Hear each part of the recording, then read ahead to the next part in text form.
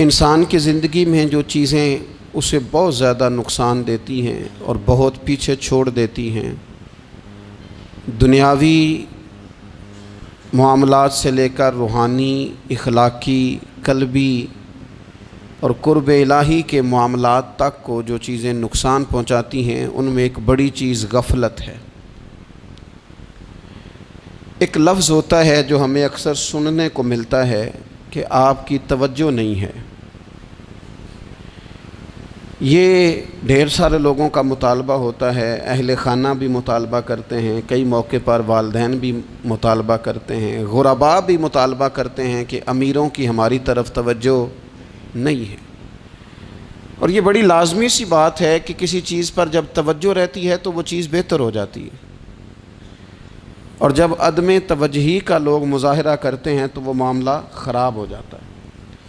یہ جو عدم توجہ ہے اسی کو غفلت کہتے ہیں، اور جب انسان کے مزاج پر غفلت طاری ہوتی ہے اور غفلت اس پر پوری طرح غلبہ کر لیتی ہے تو پھر اس کی زرخیز زمین کو وہ بنجر کرتی ہے۔ غفلت انسانی دل کے لیے بڑی نقصان دہ چیز ہے اور انتہائی تکلیف اور ضرر کا باعث ہے۔ دلوں پر جو قحط نازل ہوتا ہے، قحط، ویران ہو جاتے ہیں دل، اور جو دلوں پر خشکی نازل ہوتی ہے کہ طبیعتیں خشک ہو جاتی ہیں، یہ غفلت کی وجہ سے ہوتی ہے۔ جو لوگ غافل ہو جاتے ہیں نا، اپنے معاملات کا دھیان نہیں رکھتے، دیکھیں نا، آپ کو کھانا کھاتے بھی غافل نہیں ہونا چاہیے۔ اگر کھانا بھی غیر معتدل کھا لیا جائے تو وہ انسان کی طبیعت کے لیے باعث ضرر بن جاتا ہے، نقصان کا باعث بنتا ہے۔ بات کرتے ہوئے بھی غافل نہیں ہونا چاہیے، کئی دفعہ جملے ایسے نکل جاتے ہیں جو انسان کے لیے پھر شرمندگی کا باعث بنتے ہیں۔ انسان کو غافل ہو کر کوئی کام نہیں کرنا چاہیے، غافل ہو کر، مدہوش اور بے ہوش ہو کر نہیں۔ غفلت دل کو ویران کرتی ہے، طبیعت میں خشکی لاتی ہے۔ غافل کبھی نہ بنے۔ قرآن مجید فرقان حمید نے ارشاد فرمایا کہ اقترب للناس حسابہم، فرمایا لوگوں کے حساب کا وقت قریب آ گیا، وہم فی غفلۃ معرضون، اور وہ ابھی بھی غفلت میں منہ پھیرے ہوئے ہیں۔ ٹائم آ گیا حساب دینے کا، لیکن وہ ابھی بھی غافل ہیں۔ ہمارے جو زیادہ تر نقصان زندگی میں ہوئے ہیں وہ صرف ہماری غفلت کی وجہ سے ہوئے۔ ہم نے چیزوں پر توجہ نہیں دی، چیزیں گڑبڑ ہو گئیں۔ جس آدمی نے پھول لگائے ہوں، پھل لگائے ہوں، کھیتی لگائی ہو، وہ دانہ ڈال کے پانی دے کے فارغ نہیں ہو سکتا، اسے توجہ کرنی پڑتی ہے۔ اور کسی نے کہا تھا مالی جیندے ہون تو پھر بوٹے سوکدے نہیں، اگر موجود ہونا ان کو سینچنے والا، رکھوالی کرنے والا، تو پھر ان کی جڑیں کبھی خشک نہیں ہوا کرتی۔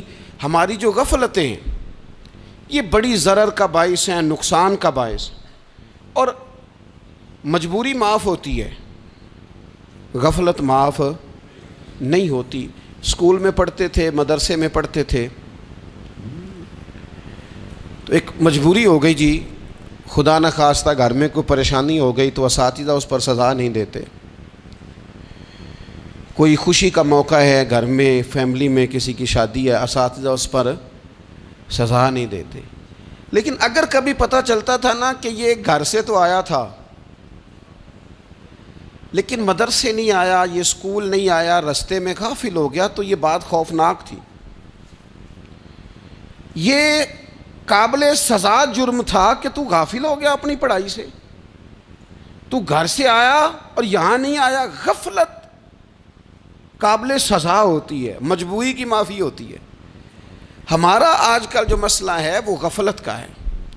ڈھیر سارے لوگ ہیں، سمجھدار بھی ہیں، سیانے بھی ہیں، معاملہ فہم بھی ہیں، باشعور بھی ہیں، تعلیم کی ڈگریاں بھی رکھتے ہیں، لیکن اگر ان کی زندگیوں کی تکلیفوں کو دیکھا جائے اور بے آباد روح کو دیکھا جائے اور سجدوں سے ان کی دوری کو دیکھا جائے تو ایک ہی بات سمجھ میں آتی ہے کہ پتہ سارا ہے لیکن لے ڈوبی ہے غفلت، توجہ نہیں کی۔ لائق بچہ بھی نالائق ترین زندگی گزارتا ہے، اس لیے کہ اس کے لائق ہونے کے ساتھ ساتھ اس کا توجہ کرنا بھی تو ضروری ہے نا۔ نرے لائق کا کیا فائدہ اگر وہ محنتی نہیں، اگر وہ توجہ ہی نہیں کرتا، اپنا سبق دھیان سے سنتا پڑھتا ہی نہیں، تو بھی جتنا مرضی لائق ہو پیچھے رہ جائے گا۔ اور کئی نالائق ہوتے ہیں، رٹا لگا کے پاس ہوتے ہیں، پر چلو رٹا تو لگاتے ہیں نا، محنت تو کرتے ہیں نا، جد و جہد تو کرتے ہیں۔ کئی نالائق جد و جہد کے باعث آگے گزر جاتے ہیں، اور کوئی اسی چکر میں رہ جاتے ہیں، میں بڑا لائق ہوں، کل پڑھ لوں گا، پرسوں پڑھ لوں گا، ہفتہ تیاری کر کے پاس ہو جاؤں گا۔ اپنی زندگی سے غفلت کا پردہ اٹھائیں، اور غفلت اس کے لیے فیصلہ کرنے کی ضرورت ہوتی ہے، پلاننگ کرنے کی نہیں، فیصلہ کرنے کی ضرورت ہوتی ہے کہ میں نے اب غفلت کرنی۔ ہم نہ جب بھی کوئی پروگرام بناتے ہیں تو منصوبہ بندی شروع کر دیں، منصوبہ بندی نہ کریں، فیصلہ کریں، کہیں کہ میں نے غافل نہیں ہونا۔ غفلت غرق دنیا کا نام ہے، اپنے آپ کو غفلت سے بچائیں۔ آپ دیکھیں حضرت کعب بن مالک رضی اللہ تعالیٰ عنہ فرماتے ہیں، بخاری میں موجود ہے، فرماتے ہیں کہ جنگ میں پیچھے رہ گیا تھا، میرا خیال تھا کل چلا جاؤں گا، گھوڑے اور سواریاں میرے پاس تیز ہیں، مضبوط ہیں، پرسوں چلا جاؤں گا، تیزی سے بھاگ کے میں پہنچ جاؤں گا، میں قافلے کے ساتھ شامل ہو جاؤں گا، لیکن بس تھوڑی سستی ہو گئی، ذرا غفلت ہو گئی۔ آپ فرماتے ہیں جب سب لوگ چلے گئے حضور علیہ السلام کے ساتھ جہاد میں اور میں پیچھے رہ گیا، تو پھر جب چند دن گزر گئے اور محبوب کے واپس آنے کا ٹائم ہو گیا، تو اب میں غور کرتا سمجھتا تو مجھے مدینے میں یہاں بزدل لوگ نظر آتے، اور کون نظر آتے؟ جو منافق تھے، وہ منافق بزدل دکھائی دیتے، یا مجھے عورتیں اور بچے دکھائی دیتے۔ میں پریشان ہوا، حضور واپس آ گئے۔ جنہوں نے بہانے کیے تھے نا منافقین نے، یہ مجبوری تھی اس لیے نہیں جہاد پہ گئے، یہ جنہوں نے بہانے کیے تھے انہیں مل گئی معافی، اور میں نے سچ بولا، میں نے کہا یا رسول اللہ میں غافل ہو گیا تھا۔ اب کہتے ہیں میں نے جب کہا نا حضور سستی ہو گئی تھی، ذرا غفلت ہو گئی، تو بندہ محبوب سے ہی غافل ہو جائے، بندہ وہیں سے غافل ہو جائے۔ جو دم غافل سو دم کافر، سانو مرشد اے ہو پڑھایا۔ جب کہا نا حضور وہ غلطی ہو گئی، کوئی مجبوری نہیں تھی، تو فرماتے ہیں باقیوں کو معافی مل گئی، میرے ساتھ حضور ناراض ہو گئے۔ ایک دن نہیں، 2 دن نہیں، 50 دن حضور ناراض رہے۔ مدینے کی گلیوں نے مجھے پہچاننا چھوڑ دیا، در و دیوار سے مجھے یوں لگتا تھا کہ میں پردیسی ہوں۔ فرماتے ہیں میں مسجد میں آتا تھا، میں جب محبوب کو دیکھتا تو حضور رخ انور پھیر لیتے، اور مجھے پتا تھا جب میرا چہرہ ادھر ادھر ہوتا تو پھر کریم رحمت کی نظر فرماتے۔ فرماتے ہیں 50 دن مسلسل، پھر مجھے حکم ہوا کہ بیوی بھی بھیج دو، میکے بچے بھی بھیج دو، ننھال یعنی تنہا رہ جاؤ۔ فرماتے ہیں وہ میں نے قید تنہائی کاٹی، لیکن شکر اللہ کا یہ ہے کہ میں سچا تھا، بس ذرا بھول گیا تھا، بس ذرا غفلت ہو گئی تھی۔ تو فرماتے ہیں پھر اللہ تبارک و تعالیٰ نے میرے اوپر فضل یہ فرمایا کہ میری توبہ کا اعلان رب نے قرآن مجید میں فرمایا۔ تو غافل نہ بنے کبھی بھی۔ ہمارا نا مسئلہ یہ ہے، اور آپ نے ناراض نہیں ہونا، ڈھیر سارے لوگ غافل ہو جاتے ہیں، مالدار بھی غافل ہیں، صاحبان علم بھی الا ماشاء اللہ بہت ساری جگہوں پہ غافل ہیں۔ جن لوگوں کو 4 لوگ جاننے لگ جاتے ہیں، کوئی مقام حاصل ہو جاتا ہے، وہ بھی بہت ساری جگہوں سے غافل ہو جاتے ہیں الا ماشاء اللہ۔ غفلت بڑی تکلیف والا منظر ہے۔ جو لوگ سمجھتے ہیں نا میں اب گڈ بک میں آ گیا ہوں، اب میں اچھا ہو گیا ہوں، اب میرے لیے خیر کہا جاتا ہے، مجھے اچھائی شاید یہ مستقل میرے ساتھ رہے گی، تعریف ہی ہوگی ہمیشہ، وہ بھی غافل ہو جاتے ہیں۔ اور یہ غفلت ٹھیک نہیں ہوتی۔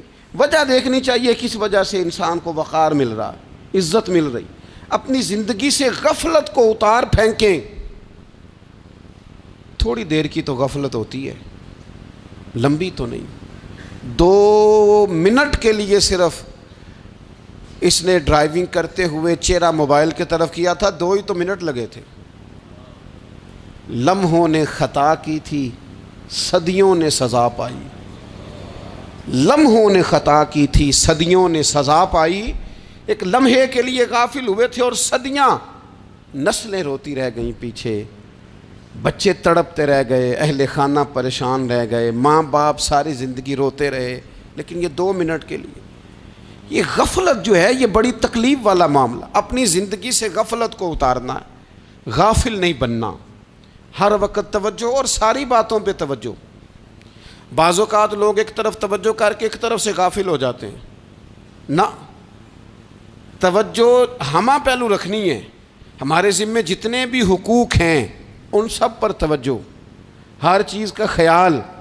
ایسا نہ ہو کہ عبادت کرتے رہ جائیں اور حقوق العباد ہم سے چھوٹ جائیں، اور حقوق العباد اتنے زیادہ ادا کریں. ایک صاحب مجھے کہنے لگے ایک دفعہ بڑے وثوق کے ساتھ، کہنے لگے جی معاذ اللہ ثم نہیں جی ٹائم ملتا پھر نماز دا کی کریے، روزی کمانا بھی تو عبادت ہے نا. تو میں نے کہا آپ نے عبادت کرنا ایک حصہ قبول کیا ہے، آپ نے کل عبادت نہیں قبول کی. عبادت کل ہے، ہمہ پہلو. ایک حصہ آپ قبول کر کے نکل گئے اور باقی آپ نے چھوڑ دی. تو کسی ایک طرف سے بھی غافل نہیں ہونا. جتنی ذمہ داریاں ہیں، جتنی ڈیوٹیاں ہیں، ان سب کا خیال. اور جو بڑا آدمی ہوتا ہے، بڑا گھر میں بڑا ہو، قبیلے میں بڑا ہو، علاقے میں بڑا ہو، ادارے میں بڑا ہو، کلاس میں بڑا ہو، جو بڑا ہے اس کی تو ساری آنکھیں کھلی ہوئی ہونی چاہیے. ایک ایک پر اس کی نظر ہونی چاہیے کہ میری کہاں ضرورت ہے، کہاں مجھے اشک شوئی کرنی ہے، کس کے ساتھ میں نے کس طرح محبت کا رویہ رکھنا ہے. غافل نہ بنے. اچھا جی اب کیسے پتہ چلے گا کہ ہم غافل ہیں؟ یہ کیسے پتہ چلے گا؟ آپ کسی بندے سے بھی پوچھ لیں حالات کیا ہیں تو کہتا ہے اللہ کا شکر ہے کبھی کسی کا دل نہیں دکھایا، اللہ کا شکر ہے جی زمانہ ہو گیا 5 نمازیں پڑھتا ہوں، اللہ کا شکر ہے جی. کیسے پتہ چلے گا غافل ہیں؟ پہلی علامت ہمارے علماء اور صوفیاء نے غافل بندے کی لکھی ہے. اس آئینے میں نے اور آپ نے اپنا آپ دیکھنا ہے. غافل بندے کی پہلی علامت یہ ہوتی ہے کہ وہ دنیاوی کاموں میں چست ہوتا ہے اور اللہ اور اس کے رسول کی فرما برداری میں سست ہوتا ہے. یعنی نماز کے وقت تو اسے نیند ستاتی ہے، پریشانی ہوتی ہے، لیکن اگر کسی جگہ مال مل رہا ہو، پیسے مل رہے ہوں، وہاں جانا ہو تو پھر اسے کوئی چیز بھی تنگ نہیں کر. دنیاوی کاموں میں چست ہوگا، یعنی ٹی وی کے آگے، موبائل کے آگے وہ گھنٹوں بیٹھا ہوا ہے. اور اگر اسے 25 منٹ قرآن پاک سننا پڑ جائے، اگر اسے 20 منٹ دینی محفل میں بیٹھنا پڑ جائے، اگر اسے کہا جائے کہ تو 20 رکعت نماز نفل ادا کر، دنیاوی کاموں میں چست ہے، دینی کاموں میں، یہ غفلت کی پہلی علامت. پھر ذاتی معاملات پہ پیسہ خرچ کرنا ہو تو ڈھیر سارا ہے، کسی غریب کی مدد کرنی ہو تو. وہ ہمارے ایک دوست ہیں، وہ اکثر کہا کرتے ہیں، وہ کہتے ہیں آج کل کسی سے کہنا فلائی کام میں، دینی کام میں، کسی کی مدد میں کچھ 4 پیسے خرچ کرنے ہیں تو لوگ کہتے ہیں ہاتھ تنگ ہے. ہاں کوئی سستا پلاٹ ملتا ہو نا، اور اگر یہ سمجھ آ جائے کہ وہ مجبور ہے بیچارہ بیچنے والا، تو پھر کہتے ہیں میں 2-3 دوستوں کو پھاڑ لے سن. ذاتی کاموں میں جب بندہ چست ہو اور دینی کاموں میں سست ہو تو مطلب یہ ہے کہ بندہ غافل ہے. پہلی علامت غفلت کی. اور غفلت کی دوسری نشانی یہ ہے کہ انسان گناہ کے کاموں کو معمولی سمجھنے لگ جاتا ہے. یہ غافل بندے کی نشانی ہے. گناہ کو معمولی سمجھتا ہے، چھوٹا سمجھتا ہے. آج کل لوگ کہتے نہیں میں کو اکیلا کر رہا ہوں، ساری دنیا ہی کرتی ہے. اور جناب کیا ہو گیا اگر یہ غلطی ہو گئی تو بندے سے ہو ہی جاتا ہے. گناہ کو معمولی سمجھنا، چھوٹا سمجھنا اور کہنا پھر کیا ہو گیا ہے، انسان سے غلطی ہو جاتی ہے. آپ دیکھ لیں کہ سینکڑوں بیسیوں گناہوں کا بوجھ ہمارے سروں پہ ہوتا ہے، لیکن کوئی ہمارا دبدبہ ہے، کوئی ہماری گفتگو ہے، کوئی ہمارے جملوں میں خود پسندی ہے، کوئی ریاکاری ہے، کوئی تصنع ہے. یہ غافل بندے کی علامت ہے. نبی اکرم صلی اللہ تعالیٰ علیہ وآلہ وسلم نے فرمایا مومن اپنے گناہوں کو پہاڑ کی طرح سمجھتا ہے. یہ بخاری میں حدیث ہے. مومن پہاڑ کی طرح جانتا ہے اور وہ ڈرتا ہے کہ کہیں وہ پہاڑ اس کے اوپر گر نہ جائے، یعنی کہیں مجھے میرے گناہ کی سزا نہ مل جائے. چھوٹے گناہ کو بھی پہاڑ جانتا ہے، یار مجھ سے غلطی ہو گئی، مجھے ٹھیک کر لینی چاہیے، مجھے معافی لے لینی چاہیے، مجھے توبہ کر لینی چاہیے. مومن اپنے اوپر گناہ کو پہاڑ کی جانب سمجھتا ہے. اور حضور علیہ الصلوۃ والسلام فرماتے ہیں کہ یہ جو فاسق اور فاجر ہوتا ہے نا، اللہ کا نافرمان، یہ گناہ کو مکھی کی طرح سمجھتا ہے، یہ سمجھتا ہے میں نے اشارہ کرنا ہے مکھی نے اڑ جانا ہے۔ مومن کی علامت یہ ہے کہ وہ پہاڑ جانتا ہے اگر غلطی ہو جائے تو پہاڑ۔ امام اعظم ابو حنیفہ رحمۃ اللہ علیہ گزر رہے تھے تو بارش ہو گئی تھی اور کوفہ میں کیچڑ تھا، تو آپ نے جو جوتے پہنے ہوئے تھے ان جوتوں سے چلتے ہوئے نا آپ کے پاؤں سے کچھ مٹی اڑی، تو سامنے ایک یہودی تھا، اب اس زمانے میں دیواریں کچی ہوتی تھیں، اس کے دیوار پر جا کے وہ مٹی جو تھی وہ لگ گئی۔ اب امام صاحب بڑے پریشان ہوئے کہ میں نے اس کی دیوار کو آلودہ کر دیا۔ یہاں تو لوگ اپنی اینٹیں رکھتے رکھتے کئیوں کی دیواریں توڑ ہی دیتے ہیں، اور پھر وہ اس پر ماننے کو بھی تیار نہیں ہوتے، تسلیم کرنے کو بھی تیار نہیں ہوتے۔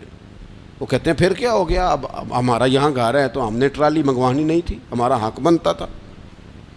امام صاحب کے پیروں سے ذرا کیچڑ اڑا، یہودی کی دیوار پہ لگا، اس کی کچی دیوار تھی۔ امام صاحب پریشان ہو گئے، سوچنے لگے کہ اگر میں دیوار سے یہ کیچڑ اتارتا نہیں تو یہ بھی زیادتی ہے، میں نے اس کی دیوار کو گدلا کر دیا، اور اگر میں اتارتا ہوں تو کچھ مٹی اس کی دیوار کی بھی اتر جائے گی، کچی دیوار ہے، یہ بھی زیادتی ہے۔ مومن گناہ کو پہاڑ کی طرح سمجھتا ہے کہ کہیں گر نہ جائے، اس کی بھی کہیں سزا نہ مل جائے۔ امام صاحب نے اس کے دروازے پہ دستک دی، وہ باہر آیا تو اتفاق سے وہ آپ کا مقروض بھی تھا، اس نے پیسے دینے تھے۔ باہر نکلتے ہی کہنے لگا اوہ آپ تو قرض لینے آ گئے، میرے پاس تو ابھی گنجائش نہیں ادا کرنے کی۔ تو امام صاحب کہنے لگے تو قرض چھوڑ، وہ میں نے معاف کیا، میرے سے غلطی ہو گئی ہے، میں آ رہا تھا، لکڑی کے جوتے اس زمانے میں کھڑاؤں لوگوں نے پہنے ہوتے تھے، کہا وہ میرے پیروں سے ذرا کیچڑ اڑا ہے، تیری دیوار پہ لگ گیا ہے۔ اب میں بڑی دیر سے کھڑا سوچ رہا ہوں کہ اگر میں تیری دیوار صاف نہ کروں تو میں نے یہ میلی کر دی، گدلی کر دی، یہ بھی بات درست نہیں ہے، زیادتی، اور اگر میں اسے صاف کرتا ہوں کچی دیوار سے کچھ مٹی اتر جائے گی تو یہ بھی زیادتی ہے، اب تو بتا میں کیا کروں۔ تو بے موسمہ پھل تھا نا یہ، تو بے موسمہ پھل دیکھ کے بندہ حیران ہو جاتا ہے، جو باتیں روٹین میں نہ ہو رہی ہوں وہ ذرا انوکھی لگتی ہے، بندہ حیران ہو گیا، غور سے امام صاحب کا چہرہ دیکھنے لگا، غور سے چہرہ دیکھنے لگا، اور پھر تھوڑی دیر سوچنے کے بعد کہنے لگا حضور پہلے میں نے دین اسلام کے بارے میں پڑھا اور سنا تھا، آج میں نے دین دیکھا ہے۔ پہلے میں نے سنا تھا کہ دین اسلام اس طرح کا ہے، آج میں نے دین ہم نہ پوری دنیا کے کافروں کو دین سنانا چاہتے ہیں، دکھانا نہیں چاہتے، ہم نیک نظر آنا چاہتے ہیں، نیک بننا نہیں چاہتے، ہم نیک نظر آنا چاہتے۔ نتیجہ کیا نکلتا ہے کہ کچھ عرصے کے بعد پتہ چل جاتا ہے بندہ کس لیول کا نیک ہے، کیا معیار ہے اس کی نیکیوں کا۔ کہنے لگا حضور پہلے میں نے دین سنا تھا، آج دیکھا ہے۔ آپ وہ مٹی کی دیوار پر جو کیچڑ لگ گیا ہے، دیوار کو بعد میں صاف کیجئے گا، پہلے کلمہ پڑھائیں تاکہ میرے اندر کا کفر صاف ہو جائے، مجھے مسلمان کر دیں۔ تو غافل آدمی جو ہوتا ہے نا، وہ پھر تیسری بات، جب بندہ بہت زیادہ غافل ہو جاتا ہے پھر اعلانیہ گناہ کرنے لگتا ہے۔ ایک گناہ پھر اس کا اظہار گناہ، ایک بندہ حدیث پاک میں آتا ہے، ایک بندہ رات کو کوئی غلطی کرتا ہے، اللہ تعالیٰ اس پہ پردہ ڈال دیتا ہے، لیکن وہ سویرے خود لوگوں کو بتاتا پھرتا ہے میں نے یہ کیا، میں نے یہ کیا۔ جب آپ اظہار گناہ کرتے ہیں نا تو سامنے والا بھی دلیر ہوتا ہے، کہتا ہے اس نے کیا میں کر لوں گا تو پھر کیا ہوا۔ ہمارے علماء نے لکھا ہے کسی کی نماز قضا ہو جائے تو کسی کو بتائے نہ، قضا پڑھ ڈالے، اس کا جگہ جگہ ذکر نہ کرے۔ جب آپ کہیں گے نا میری قضا ہو گئی تو آپ کے ساتھ رہنے والا بچہ دوست سمجھے گا یار اس کی قضا ہو گئی ہے تو میری بھی ہو جائے گی تو کیا ہوا۔ گناہ کرنا بھی گناہ ہے اور گناہ کا اظہار بھی گناہ ہے۔ نبی اکرم صلی اللہ تعالیٰ علیہ وآلہ وسلم نے ارشاد فرمایا میری ساری امت کو معافی مل جائے گی سوائے ان لوگوں کے جو اعلانیہ گناہ کرتے ہیں۔ یہ بخاری مسلم دونوں میں حدیث موجود ہے۔ جو اعلانیہ گناہ، جنہوں نے خود ساری دنیا کو گواہ بنا لیا، میں نے یہ بھی جرم کیا، یہ بھی کیا، یہ بھی کیا، یہ بھی کیا، خود انہوں نے لوگوں کے، بہت بڑے غافل آدمی کی علامت ہے کہ گناہ کرے اور پھر اوپر سے اعلانیہ گناہ کرے، اتنا بڑا جرم کرے۔ پھر چوتھی علامت اگر ہم دیکھنا چاہیں کہ ہم غافل تو نہیں. تو غافل بندے کی چوتھی علامت یہ ہوتی ہے کہ وہ فضول کاموں میں وقت بڑا ضائع کرتا ہے. فضولیات میں ادھر بیٹھے ہیں ادھر بیٹھے ہیں, یہاں گپ شپ ہو رہی ہے, وہاں موبائل دیکھا جا رہا ہے, پھر کچھ ٹائم ملا ہے تو پھر کہیں دور دراز کسی ہوٹل پہ کھانا کھانے چلے گئے, پھر کچھ ٹائم ملا تو چلو نکلتے ہیں ذرا کوئی ہفتہ سیر کر آتے ہیں, یہاں گپ شپ ہے, فلاں کو ڈسکس کر لیتے ہیں, فلاں کے بارے میں بات کر لیتے ہیں, سیاسی تبصرے کر لیتے ہیں, یہ تھوڑی گفتگو ہو جاتی, چلے محلے داروں پہ تبصرہ شروع کرتے ہیں, کون روٹی زیادہ کھا رہا ہے اور کس کے پاس پیسے زیادہ آ گئے, چلو جا کے پتہ کرتے ہیں. حالانکہ یہ پتہ نہیں کرنا چاہیے تھا, پتہ تو اس کا کرنا چاہیے تھا جو بیچارہ کل سے بھوکا ہے. خبر تو اس کی رکھنی چاہیے تھی جس بیچارے کے گھر میں بچوں کے لیے پہننے کو کپڑے موجود نہیں ہیں.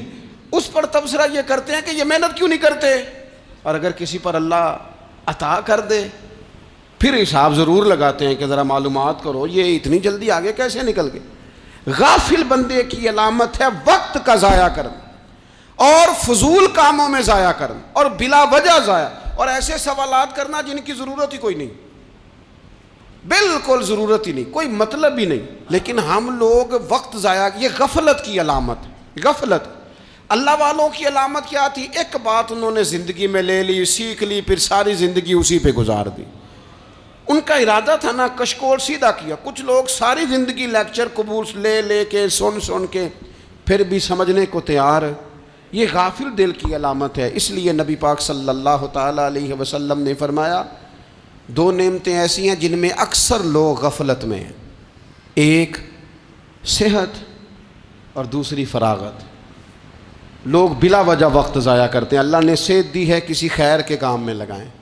اگر آپ کے پاس فارغ وقت ہے تو قرآن پاک کو یاد کریں, ترجمہ اور تفسیر سے پڑھیں, محبوب پاک علیہ السلام کی احادیث کو یاد کریں, اللہ والوں کی باتیں سنیں.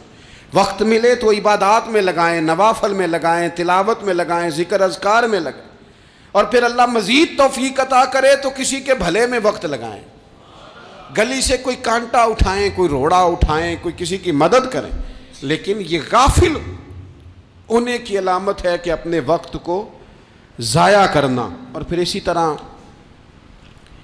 غفلت کی پانچویں علامت یہ ہے کہ اگر بندے کو دنیا سے پورا پیار ہو جائے, یعنی شب قدر میں بھی آ کے کہتا ہے یا اللہ کبھی پیسے دے دینا, شب برات والے دن بھی کہتا ہے کہ مالک اگر کبھی کوئی ایسا سبب لگ جائے نا, یعنی بیت اللہ شریف کے سامنے کھڑے ہو کے بھی اگر اس نے مال ہی مانگنا ہے وہاں بھی اس نے یہی سوال کرنا ہے, حب دنیا اتنی غالب آ جائے.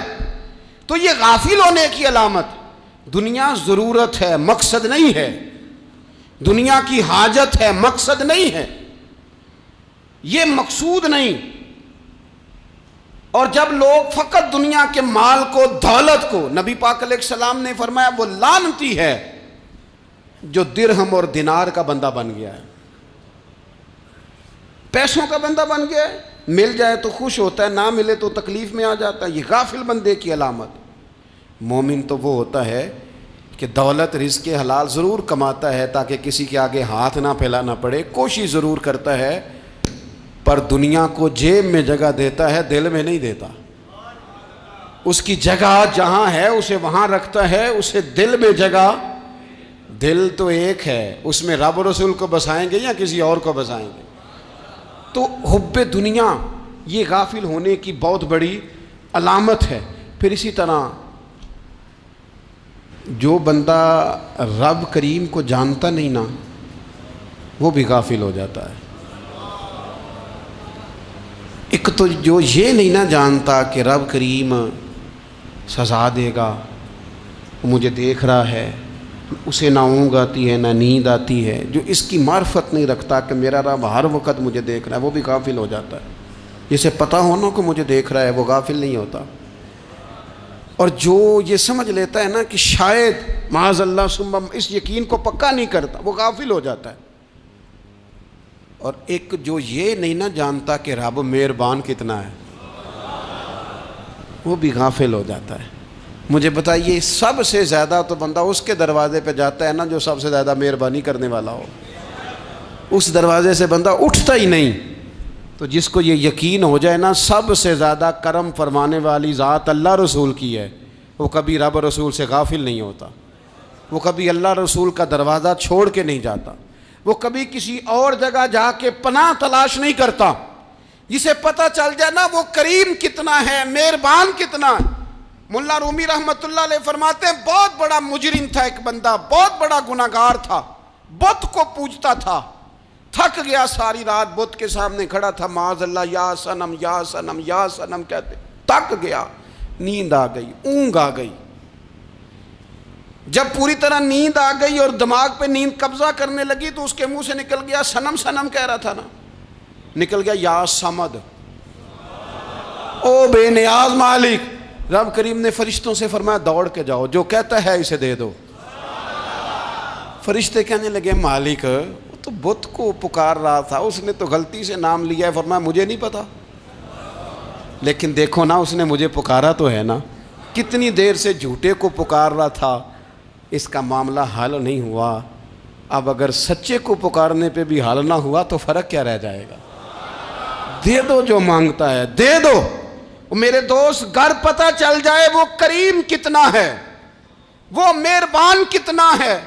میرے رسول پاک علیہ الصلوۃ والسلام نے تو فرمایا تیری آنکھ سے اگر اس کے خوف سے اتنا آنسو بھی نکل گیا جتنا مچھر کا پر ہوتا ہے، تو جس طرح بھینس کے تھنوں سے نکلا ہوا دودھ واپس تھنوں میں نہیں نہ جاتا، جو اتنا بھی روئے نہ روئے اللہ کے خوف سے، وہ بندہ دوزخ میں نہیں جائے گا۔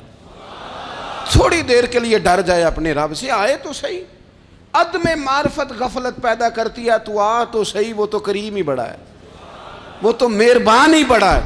حضرت زنیرہ رضی اللہ تعالی عنہ حضور کی صحابیاں ہیں۔ ایام جو مکے کے تھے مسلمانوں پر بڑی آزمائش کے تھے، انہیں بڑا مارا کفار نے، اتنا مارا کہ ان کی بینائی چلی گئی، نظر آنا بند ہو گیا۔ کافروں کی عورتوں نے تانا دیا کہ تو نے ہمارے بت چھوڑے ہیں نا، تو دیکھنا تیری بینائی چلی گئی۔ تو جناب زنیرہ اللہ پہ بھروسہ، توکل، معرفت الہی کا جذبہ، اٹھ کے کھڑی ہو کہنے لگی چپ کرو، تمہارے جھوٹے بت کیا کر سکتے ہیں، میرا رب چاہے تو صبح جب میں اٹھوں تو میری آنکھیں روشن ہو، اگر کریم کرم کر دے۔ لوگ کہتے ہیں واقعی ایسا ہوا، جب وہ سویرے اٹھیں تو اللہ نے ان کی روشنی واپس کر دی تھی۔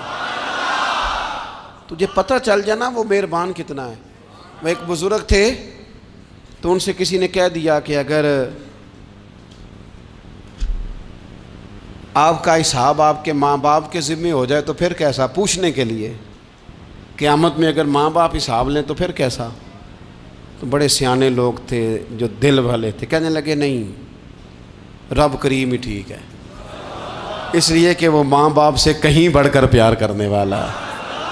اگر یہ معرفت مل جائے وہ کریم کتنا ہے۔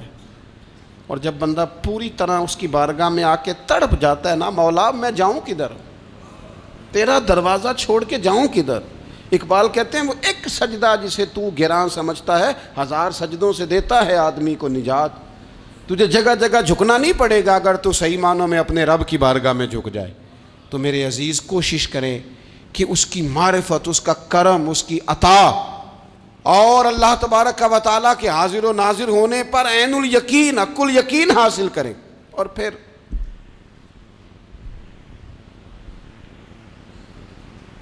آٹھویں بات یہ ہے کہ غافل لوگوں کی صحبت بھی بندے کو غافل کر دیتی ہے۔ غافلوں کی صحبت میں نہ بیٹھیں،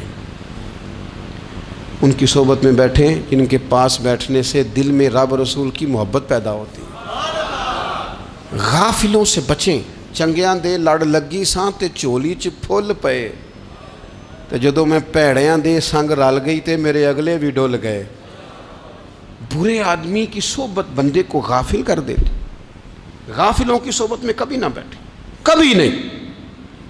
غافل آدمی آپ کو غافل کر دے گا۔ میرے نبی پاک علیہ الصلوۃ والسلام نے فرمایا انسان اپنے دوست کے مذہب پر ہوتا ہے۔ یہ بہت بڑے لفظ ہیں۔ فرمایا المرء علی دین خلیلہ، انسان اپنے دوست کے مذہب پر ہوتا ہے۔ تو دیکھ تو نے دوست کس کو بنایا ہے، جو تیرے دوست کا مذہب ہوگا وہی تیرا ہو جائے گا۔ ہم نے دوست بنایا نا غوث پاک جیلانی کو،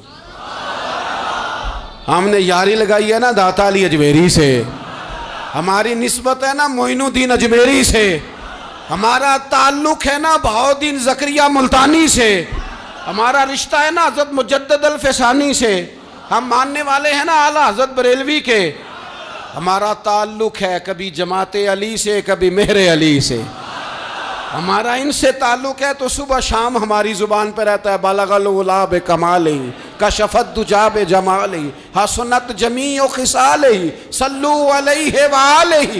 ان سے تعلق جڑا ہے نا تو کئی دفعہ تنہائیاں تڑپا دیتی ہیں اور تڑپ کے کہتے ہیں آج سکھ متران دی ودھیری ہے، آج سکھ متران دی، سکھ کہتے ہیں اڈیق کو، متر کہتے ہیں محبوب کو، اج سکھ متران دی ودھیری ہے، اے کیوں دلڑی اداس گھنیری ہے، لوں لوں وچ شوق چنگیری ہے، اج نینا لائیاں کیوں جھڑیاں، سبحان اللہ سبحان اللہ سبحان اللہ۔ پہلے کہتے ہیں سکھ متران دی ودھیری ہے یعنی اداس ہوں، پھر حضور کے جلووں پہ نظر کرتے ہیں، کہتے ہیں سبحان اللہ سبحان اللہ، ماں اجمل کا ماں احسن کا ماں اکمل کا، اور پھر فوراً کہنے لگے او کتھے مہر علی،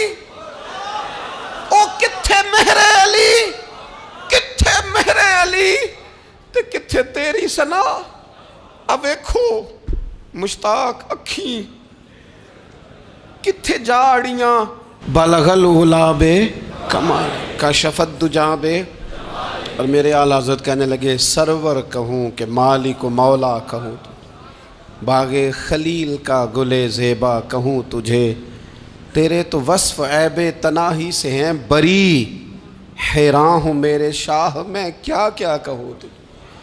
غافل آدمی کی علامت ہے برے لوگوں کی صحبت میں، خبردار ان کے پاس نہ بیٹھنا جن کے پاس بیٹھنے سے تمہارے دلوں میں اولیاء اللہ اللہ کے بندوں کی عداوت پیدا ہو، خبردار خبردار ان کے پاس نہ بیٹھنا جن کے پاس بیٹھنے سے تمہارے دلوں میں حضور کی اولاد پاک کے بارے میں شک پیدا ہو، خبردار اس شخص کے پاس نہ بیٹھنا جو امام حسین ابن علی کے بارے میں کوئی کمزور بات کرتا ہو، بچنا، خبردار اس سے بچنا جو حضور کے صحابہ کے بارے میں بات کرے، بچنا بچنا اس سے، جو سیدنا ابو بکر صدیق کے بارے میں کوئی، دیکھو کیا مقدر ہیں صدیق و فاروق کے، جن کے گھر ہی رحمتوں کے خزینے میں، بھلا کیا کہا نبی پاک، حضور نے فرمایا میرے اوپر جس نے نیکی کی تھی بدلہ دے دیا ہے، یہ جو میرے ابو بکر صدیق ہے نا، ان کو میں اللہ کی بارگاہ میں لے جاؤں گا، کہوں گا مالک تو ہی بدلہ عطا فرما۔ ایک ہاتھ میں جناب صدیق کا ہاتھ پکڑا، ایک میں حضرت عمر کا ہاتھ پکڑا، اور حضور مسجد نبوی سے باہر آ رہے ہیں، دیکھنے والے کی زبان سے بے ساختہ سبحان اللہ نکل گیا، کیا شان ہے کیا مقدر ہے۔ تو حضور علیہ السلام رک گئے اور روک کے فرمایا تو حیران ہو رہا ہے نا، تو حیران ہو رہا ہے نا کہ میں نے ایک ہاتھ میں ابو بکر کو پکڑا ہے، ایک میں عمر کو پکڑا ہے، فرمایا قیامت میں جب میری قبر کھلے گی تو میں اسی طرح قبر سے نکلوں گا، اس طرح میدان محشر میں میں آؤں گا۔ خبردار حضور ایک وفاداروں کے وفادار رہنا، ان کے وفادار رہنا، ان کے وفادار رہنا بڑا عجیب دور آیا ہے۔ ہم نے یہ دور دیکھا ہے کہ لوگ حضور کے صحابہ کے بارے میں بھی بات کریں گے، اب نبی پاک کی اولاد پاک کے بارے کو بھی ڈسکس کیا جائے گا۔ اپنا منہ تو دیکھ، اپنی حیثیت دیکھ، اور پھر وہ بندے دیکھ جن کو اللہ نے چن کے اپنے محبوب کی غلامی کے لیے حضور کے قریب بٹھایا ہے۔ تو بچنا ایسے لوگوں سے، پرہیز کرنا، خبردار عقیدہ ستھرا رکھنا، عقیدہ ستھرا رکھنا، صاف رہنا، پاکیزہ رہنا، غافلوں کی صحبت سے بچنا۔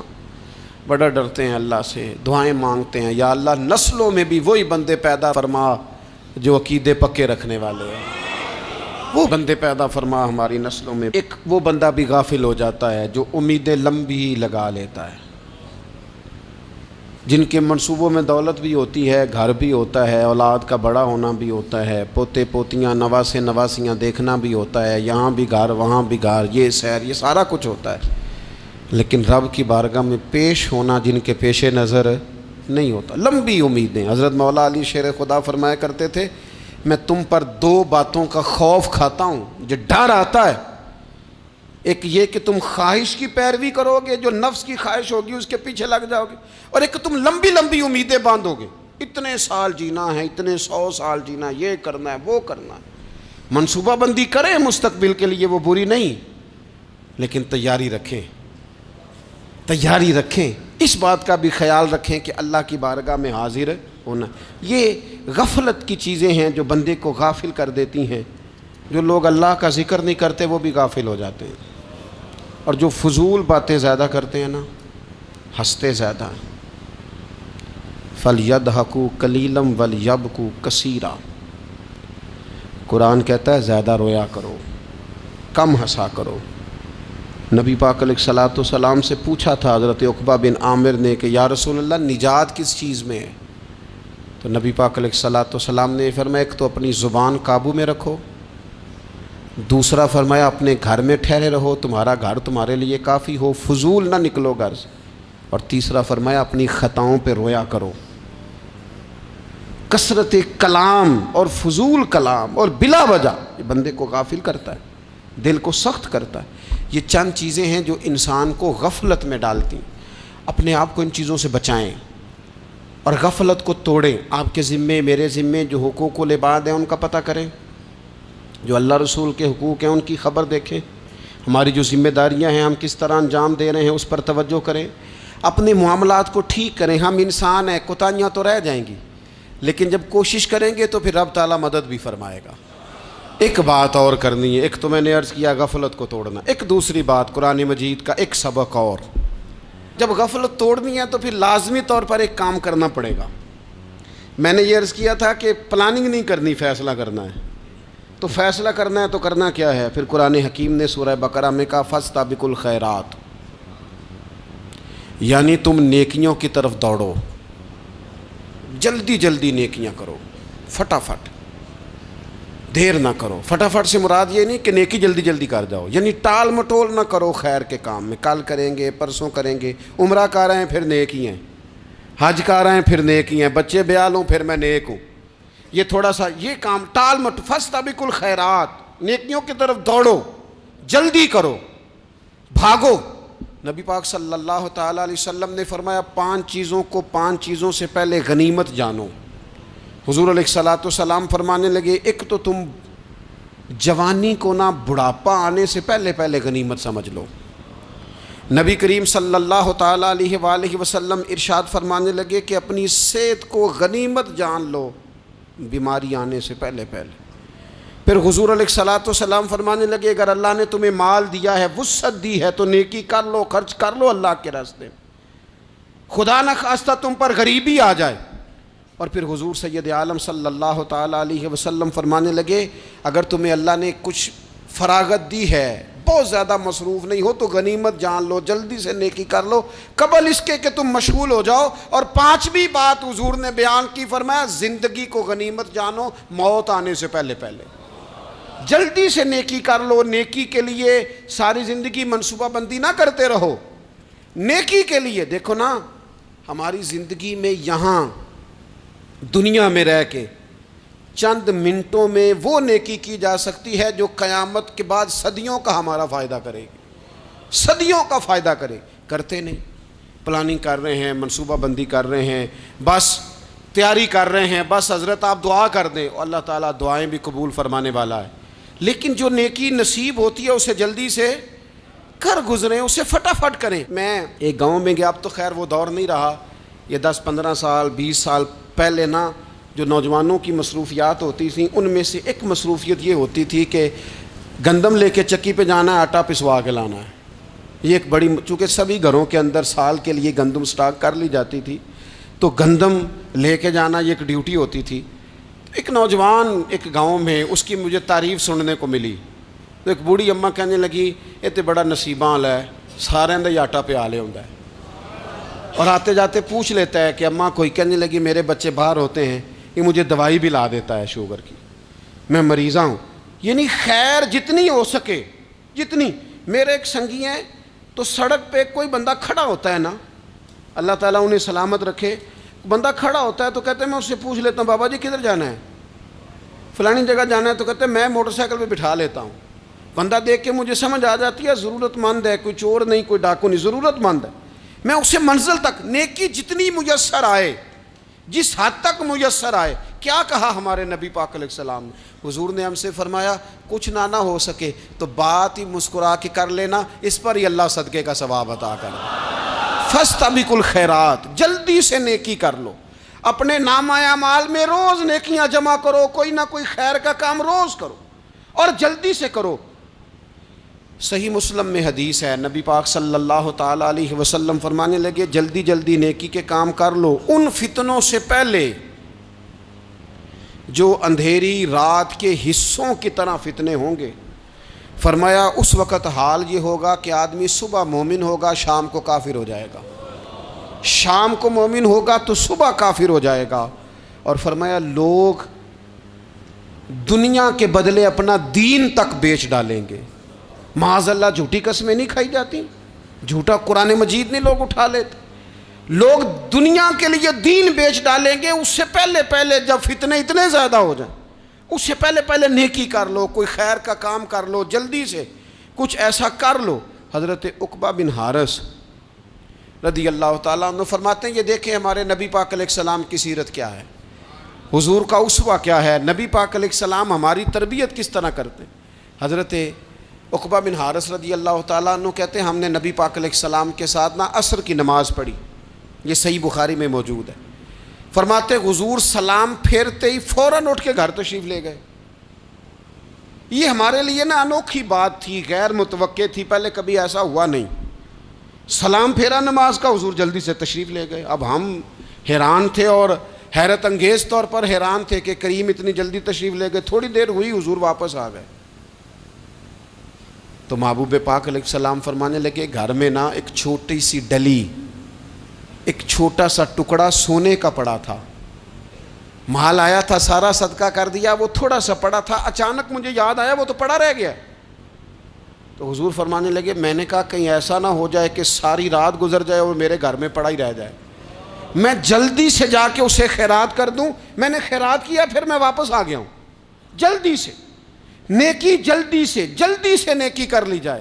ہم بڑا انتظار کر رہے ہیں، بڑا لمبا ہمارا پروگرام ہے، ہمارے پاس ٹائم ہی بڑا ہے، کسی نے کان میں کہہ دیا ہے تیرے پاس بڑا وقت ہے، ابھی تو بڑی عمر پڑی ہے، ابھی تو جناب اور میرے بھائی یہ لوگوں کے کہنے کی باتیں ہیں، پھر پتہ ہی نہیں چلتا حالات کس طرح کے ہو جاتے ہیں اور کیا معاملات انسان کے ساتھ درپیش ہوتے ہیں۔ جتنی خیر میسر آئے، جتنا بھلا میسر آئے، جتنی انسان کو توفیق ملے۔ میں نے بزرگوں کو دیکھا، اپنے اصحاب کو،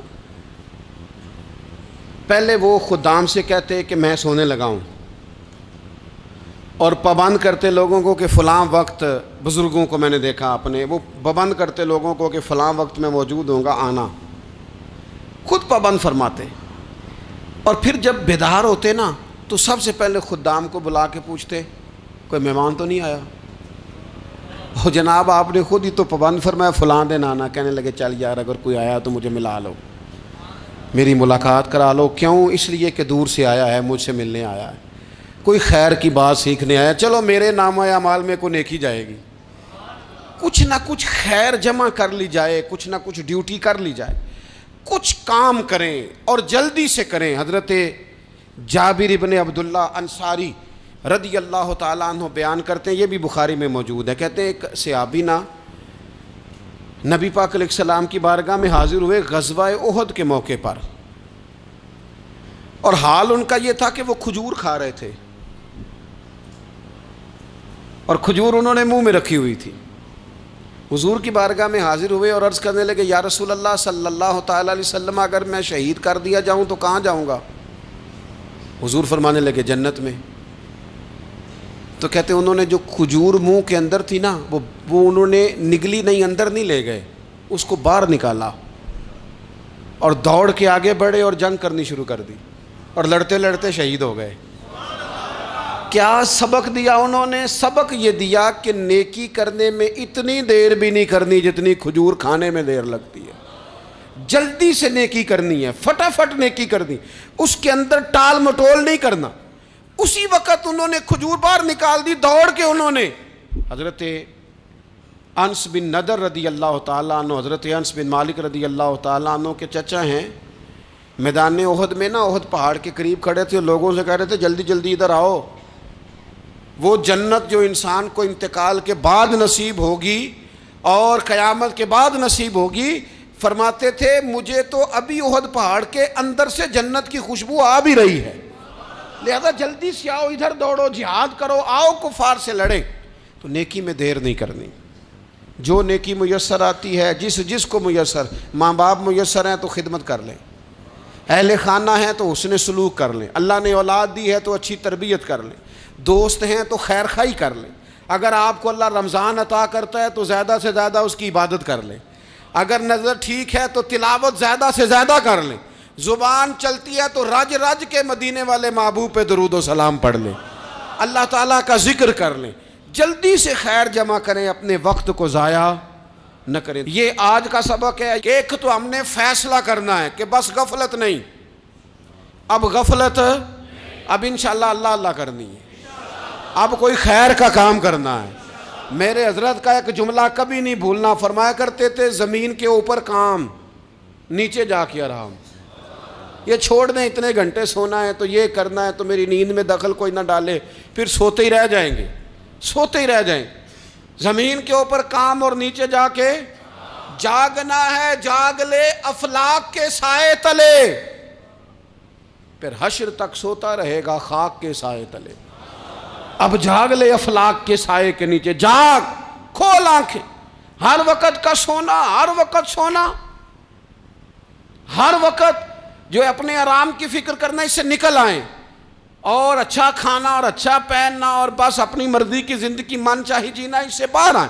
فیصلہ کریں، فیصلہ کہ اب غفلت نہیں کرنی، اگر اللہ نے کوئی صلاحیت دی ہے تو اسے دین کے کام پہ لگانا ہے، کوئی ڈیوٹی کرنی ہے، کوئی خدمت کرنی ہے۔ دیکھو خدمتیں ہو رہی ہیں، صدیق اکبر مال دے رہے ہیں، عثمان غنی مال دے رہے ہیں، مولا علی نے تلوار پکڑی ہے، میدان میں جا رہے ہیں، فاروق اعظم گلی گلی نگر نگر رسول اللہ کے دین کی پہرے داری کر رہے ہیں، حضرت جناب سیدنا سلمان فارسی ابو ذر غفاری حضور کی مسجد میں جھاڑو دے رہے ہیں، اور بلال حبشی وہ نبی پاک کی مسجد میں اذان پڑھتے پڑھتے رب نے اتنا عروج فرمایا کہ کعبے کی چھت پہ کھڑے ہو کے بھی اذان پڑھنی شروع، انہوں نے اذان دے دی۔ تو کوئی کام کرنا ہے، غفلت کو توڑنا ہے اور نیکی کرنی ہے، ذرا جلدی جلدی خیر کا کام کرنا ہے، نہیں ایسے نہیں، فٹافٹ۔ کیسے جی؟ فٹافٹ۔ تو فٹافٹ کام کریں خیر کا، جلدی جلدی۔ تو یہ خیر کا کام فٹافٹ، جلدی جلدی اور بڑی جلدی اور دوڑ دھوپ کے، اور جب آپ کرتے جائیں گے نا تو پھر اللہ تعالیٰ مواقع بناتا جائے گا۔ آپ سے میری اپیل ہے، بالخصوص میرے ساتھ جو وابستہ سنگیاں، جو پیار کرنے والے ہیں، دو باتیں آج آپ نے لے کے جانی ہیں گھر۔ یہی لنگر ہے، یہی آپ کے لیے دعا ہے، یہی ہمارے بزرگوں کا فیض ہے، یہی نصیحت ہے کہ آپ نے یہ دو باتیں لے کے جانی ہیں۔ غفلت توڑ دینی ہے، فیصلہ کرنا ہے کہ آج کے بعد غافل نہیں ہونا، اور دوسری یہ بات لے کے جانی ہے کہ نیکی جلدی جلدی، فٹافٹ فیصلہ، فٹافٹ نیکی، ایک کر کے پھر انشاءاللہ دوسری کر کے پھر انشاءاللہ تیسری کر کے پھر انشاءاللہ چوتھی، یہ شروع کرنی ہے، اور آپ دیکھیں گے اللہ تعالیٰ مہربانی فرمائے گا، مدد کرے گا۔